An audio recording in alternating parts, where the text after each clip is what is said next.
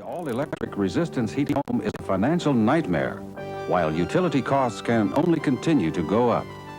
The only way to come out ahead is to make an existing home more energy efficient. This can be neither difficult nor costly. The initial cost of retrofitting a home being paid back in a few years in utility savings. We'll show you how to weatherize your home for energy savings.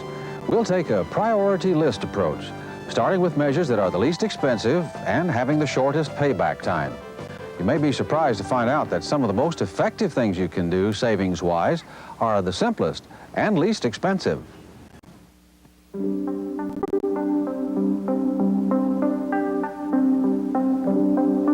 Tell me something, is this the inside of your home come winter?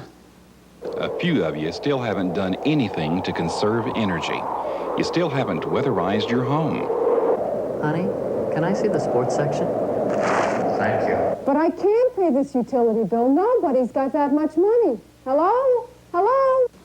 That may have gone a bit far to make the point, but the biggest cause of heat loss is drafts, known as air infiltration. As cold air blows in, an equal amount of warm air moves out. When that happens, you're paying to heat the great outdoors. Think of it this way. If you want to carry water in a bucket, the first thing you have to do is plug the leaks in that bucket. If you want to keep heated air in and the cold air out, you have to plug the leaks in your house. And this, incidentally, is one of the biggest offenders. That romantic flame is running up a very unromantic utility bill. Your home loses heat both through air infiltration and conduction. That means since heat naturally moves from warm to cold, spaces like uninsulated walls and window glass act as a conductor for heat to pass through. About 20% of heat loss is through windows and doors, about 20% through walls, about 15% through attics and ceilings, about 5% in basements and crawl spaces, about 14% through your duct system, and the rest, 20%, through places you might not suspect, such as wall socket plates, ceiling fan vents and light fixtures, pipe and wire entries, even an inset medicine cabinet. These will help set our priorities for weatherization. For example, a 1/8 inch gap around a standard door doesn't sound like much, but it translates into an 8-inch square hole in the wall. A 3 by 4 foot window with a 1/16 of an inch gap adds up to a 2-inch square hole. Therefore, a room with a door and 3 windows could have the same as a 12-inch square hole in the outside wall. That's air infiltration. The point is to stop heat loss at these areas to achieve comfort. And comfort is what it's all about. A 68-degree airtight home is more comfortable than a 74-degree leaky one. We'll look at a priority list to cost effectiveness. That means we'll see which measures save you the most and have the shortest payback time in energy savings. The first priority is to reduce air infiltration. About 40% of heat loss occurs due to air leakage. This means caulking and weather stripping. This inexpensive effort will pay back in savings in less than 2 years. The next priority would be to install and use a setback thermostat. This can mean 10 to 15% in savings. The next priority is water heater and pipe insulation. About 20% of your utility bill goes to heating water. Next would be attic insulation to R30. If the attic has no insulation, this can mean 30% in savings and will pay back in about 5 years. After that comes wall insulation to R11 with a payback of about 2.7 years. Now comes floor insulation with a vapor barrier. Payback here is about 3.4 years. Duct insulation to R7 is the next priority for heating cooling ducts outside the heated area. Storm windows are next. This can be a very expensive item with a long payback period, 9.2 years. Next, it's time to evaluate your heating and cooling system and check out attic and foundation ventilation. The least efficient is adding storm doors. This can have a payback of over 40 years. Additionally, if the inner door is left open to take advantage of the storm door's light or air, it can negate the savings. All the measures listed help create a leak-proof house. The simplest and most effective step is first to weatherize.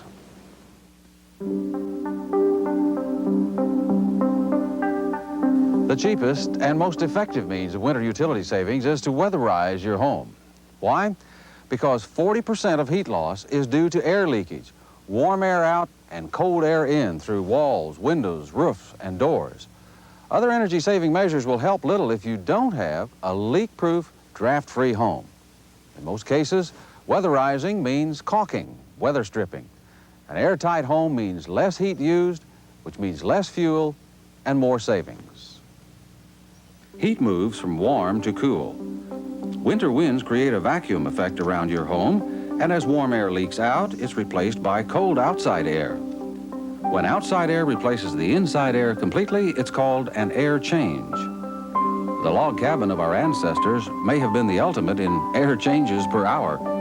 The air leakage points may not look as dramatic today, but an older home with minimal attic insulation may have 3 air changes per hour.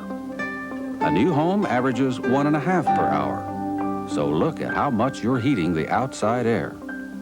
An energy-efficient home is wrapped in weatherization paper during construction and thoroughly insulated in walls, ceiling, and floor foundation. The windows are double-pane insulated glass with foam core insulated doors. There are vapor barriers in walls, ceilings, and floor, and pipes enter the home from underground, while attic ducts are insulated. The question is, can an existing home built without these features be weatherized? The answer is yes, it can. First, you have to analyze the points of air leakage. We're going to tour this home and look for air leakage points. Some of them may surprise you.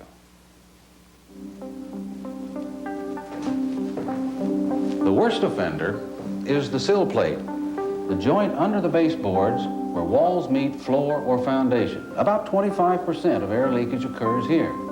It's the point where you feel drafts on your ankles. And that's especially hard on children or pets who are playing on the floor, because it can be 10 degrees cooler down here than it is at adult height.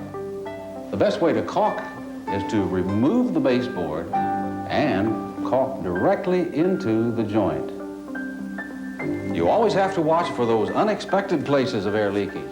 For example, did you know that 20% of air leakage occurs right here at the wall outlet? If you don't have wall insulation, your walls are hollow.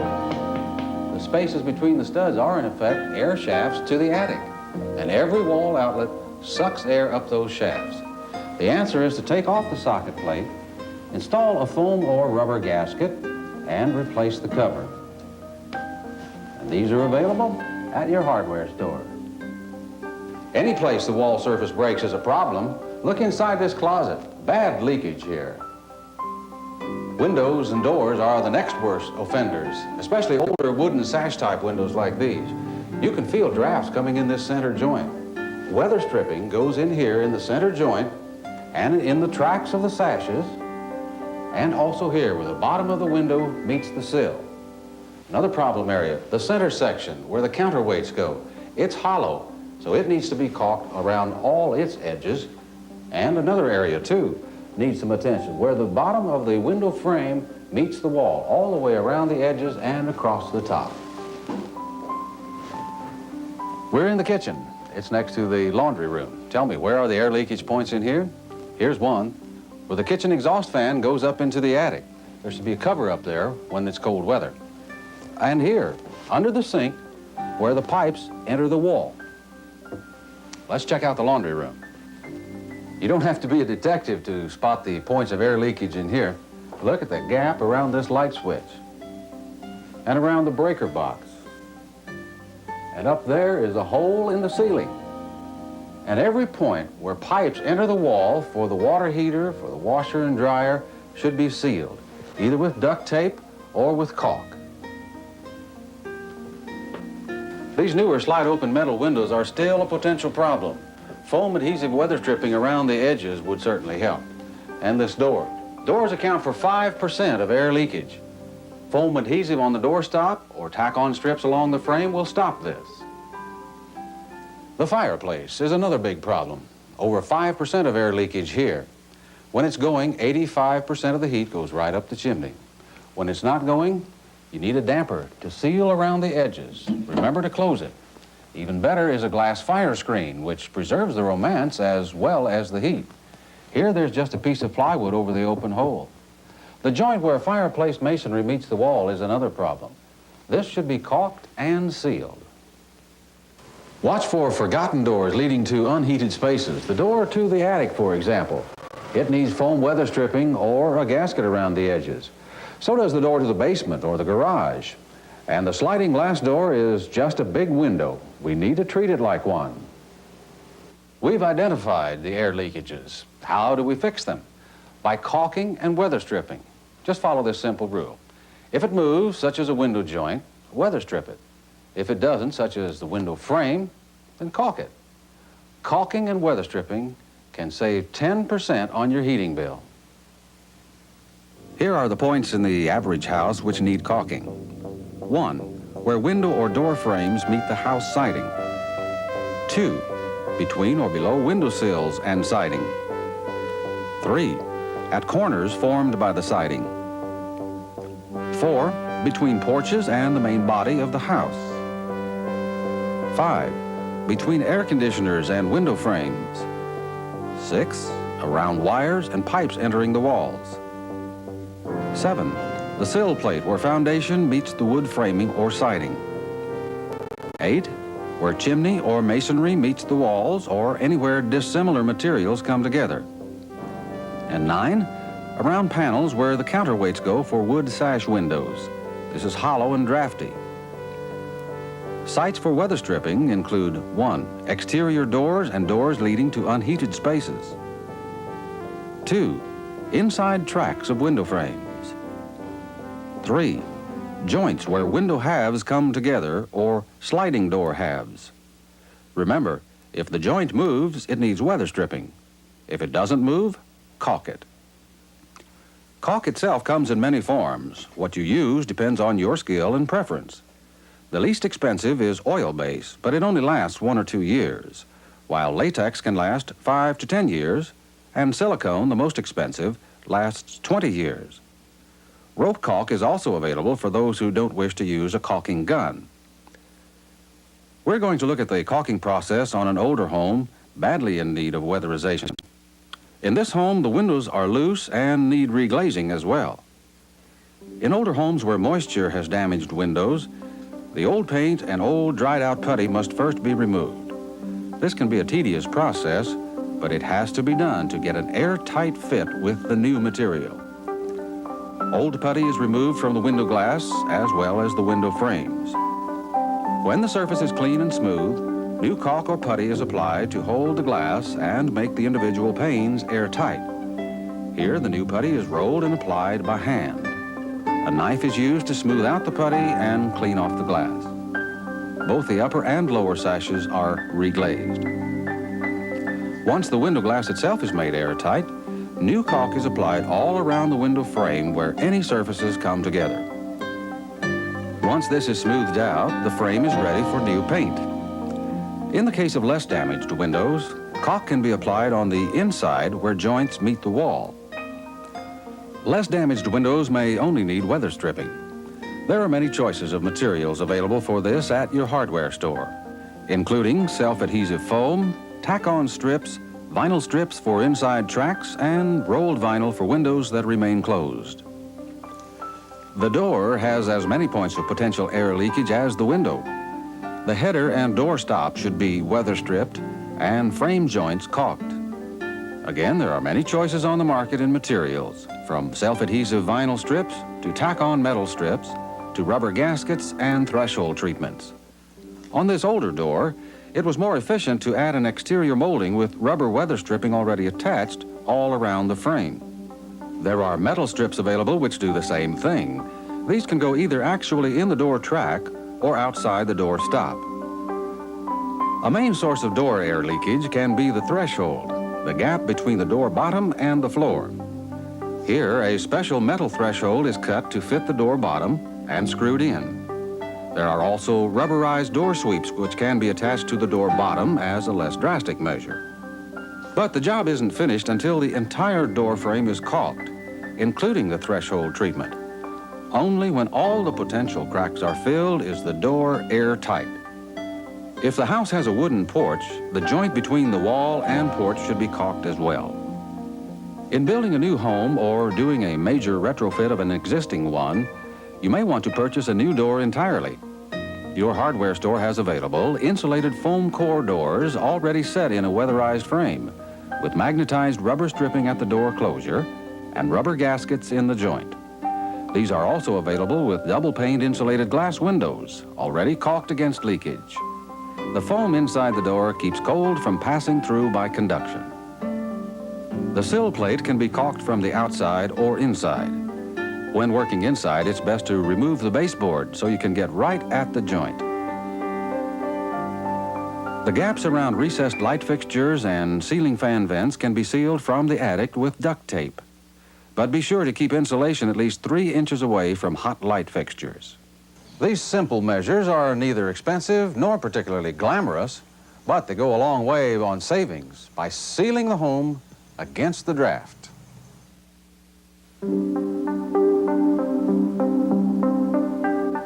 In many homes, 2 heating units keep running while the family isn't at home. The water heater and the furnace. Both waste energy. About 20% of the utility bill goes for water heating. Many water heaters are set for 150 degrees, but the average family can get by with a 110-degree setting. This will help save immediately, but even better savings come from using a water heater wrap. That is, wrapping the heater in a 2-inch fiberglass blanket. Be sure, however, to keep insulation away from the temperature controls and chimney vent, especially with a gas heater. This is a fire hazard. An automatic setback thermostat can make automatic savings. It has a built-in timer which, once set, will automatically turn the heat or air conditioning system on or off, meaning you can wake up in or come home to an already warm house without the furnace running all day. It should be set to turn off when you leave for work and on about a half hour before you expect to arrive. The following winter settings are suggested. At night or when the family is away, set it no higher than 60 degrees. When the family is home, 68 degrees is recommended, but keep in mind the needs of small children playing on the cooler floor. For every 2 degrees above that 68-degree setting, the heating bill will rise by about 5%. After weatherization, the thermostat setting can mean the most in utility bill savings.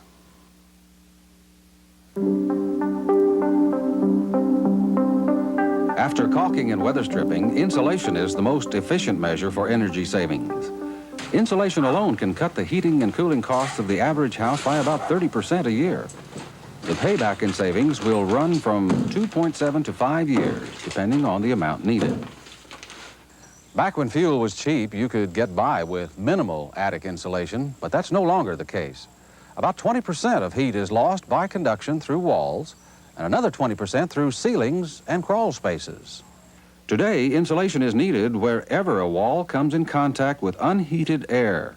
That includes walls, ceilings, floors, above a basement or crawl space, and floors and walls around an unheated garage. How much insulation do you need? It depends on the type you're using. Insulation is measured in R values for resistance to heat loss. Ceilings should have an insulation to R30, walls to R11, and floors to R19. The payback at these levels is about 5 years for totally new attic insulation, less if you already have some, 2.7 for wall insulation, and 3.4 years for floor. There are different types of insulation available. Blown-in cellulose has an R value of about 3.8 per inch, so about 11 inches are needed. Loose rock wool has a 2.8 R value per inch. Fiberglass bats or blankets have an R value of about 3 per inch. Even if the attic has some insulation, you should add more to bring it up to R30 in value. Additional bats can be added, or insulation can be blown in.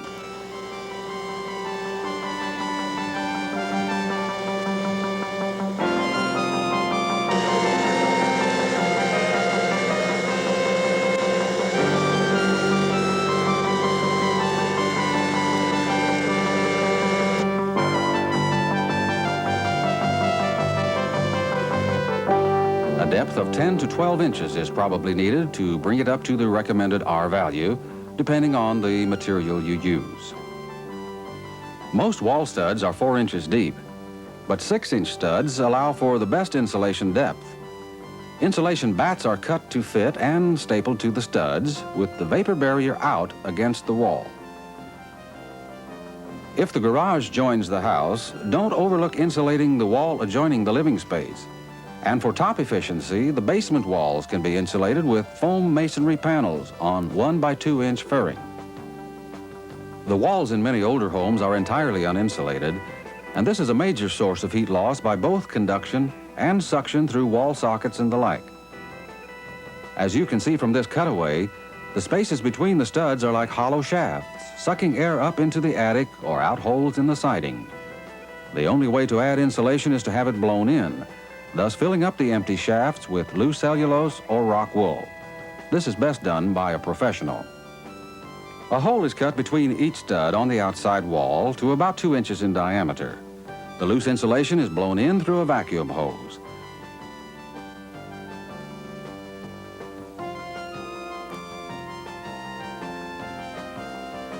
Then the holes are covered with plugs.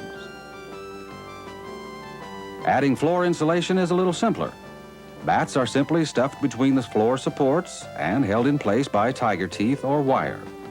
If the floor is above a dirt crawl space, a 6mm polyurethane vapor barrier is a necessity. Since the walls of a house are several layers thick, do you really need wall insulation? Yes, and a look at the insulating values will show why. 4-inch brick veneer only has an R value of 0.44. Overlapping wood siding is R1. 8-inch concrete block is R1.1. Wood sheathing is only R1. 1/4-inch paneling is just R.3. And sheetrock on interior walls is 0.32. So you can see that even with the layers, R values don't approach what's needed to avoid heat loss, which is R11. The final place needing insulation is the heating cooling ducts outside heated living space. You can realize 10% savings here. The joints should first be sealed with duct tape, then wrapped in 2-inch fiberglass duct blankets to R7. The exterior should have a vapor barrier to keep moisture from dripping on insulation. Make sure vents entering the ceiling are sealed with tape. Walls, ceilings, floors, ductwork, insulating all these may seem like a big job, but think of your home as an insulated box. All the outside surfaces must be covered. But the savings and the comfort are worth it.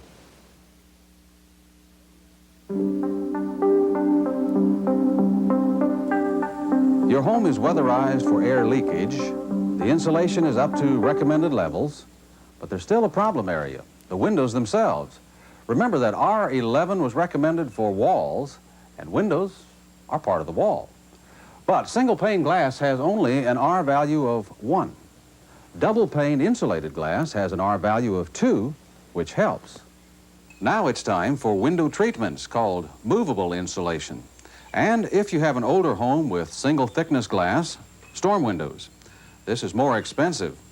Like anything else, the cost depends on what you get. A storm window works much like a vacuum bottle by creating an insulating space between itself and the regular window. The most expensive are professionally installed glass windows. They have a 9-year payback, but last the longest. Remember to shop around for storm window prices. You hear of windows advertised for as much as $20 per square foot, but you can find good ones for as little as $5 per square foot. So shop around for storm window prices. Storm windows should also be openable in sleeping areas for fire safety. The least expensive, of course, is polyurethane plastic sheeting of at least 8mm thickness.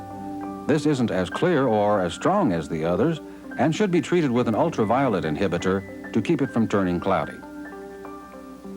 Let's follow the process of making a simple but durable storm window out of plastic sheeting on a wood frame. The first thing you do is measure the exterior dimensions of the window. The wood framing should be cut about ½ an inch shorter than the width and length of the window to allow for the weather stripping that goes on last. Set the pieces on the work surface to form a frame, then glue the ends together and hammer in corrugated cleats or corner fasteners. Let the glue dry thoroughly. Saw 2 pieces of screen molding to fit the length of the frame and 2 to fit the width. Mark the edges so they can be mitered to go over the top of the frame once the plastic is added. Now lay the frame over the plastic and cut it, allowing for at least 2 inches of overlap on each side of the frame. Staple the plastic over the frame as if wrapping a package, neatly turning the edges under and making sure you keep the film taut. You can add to the frame's insulating value by adding a second sheet of plastic over the other side of the frame. Now tack the screen molding over the plastic joints covering the staples. Next comes an important point. Peel-off adhesive foam weather stripping should be added to the side where the frame will meet the window. All storm windows should be weather stripped in this manner. Now the window can be popped into the opening. You hear a lot about adding storm doors, but this can be on the bottom of the priority list from a payback point of view. About $7 worth of heat is lost per season through a door that has a weatherized frame. A storm door can cut that in half to $3.50, but a good door can cost from $150 to $300. That's a 40-year payback. Storm windows and doors complete our list of things to do to weatherize your home for cold weather energy savings. We haven't talked about aluminum siding. That's because it does little to truly insulate the house. Aluminum siding with an underblanket of styrofoam only has an R value of 2. This doesn't approach the R value of 11 needed for wall insulation. Aluminum siding can run $10 or more per square foot, whereas if you blow in wall insulation, it can cost as little as 63 cents a square foot, a far better insulating value. There are many aesthetic reasons for having aluminum siding. However, it isn't a good insulator. It isn't hard to get your home in shape for a warm and economical winter. Just remember the priority list for cost payback. Reduce air leakage by caulking and weather stripping. Set back the thermostat. Wrap the water heater. Insulate to R30 in the attic. Add floor and wall insulation. Add storm windows, and as a last and more expensive option, storm doors. Have a warm and comfortable winter. I'm Vic Shedler for Home Seasoning.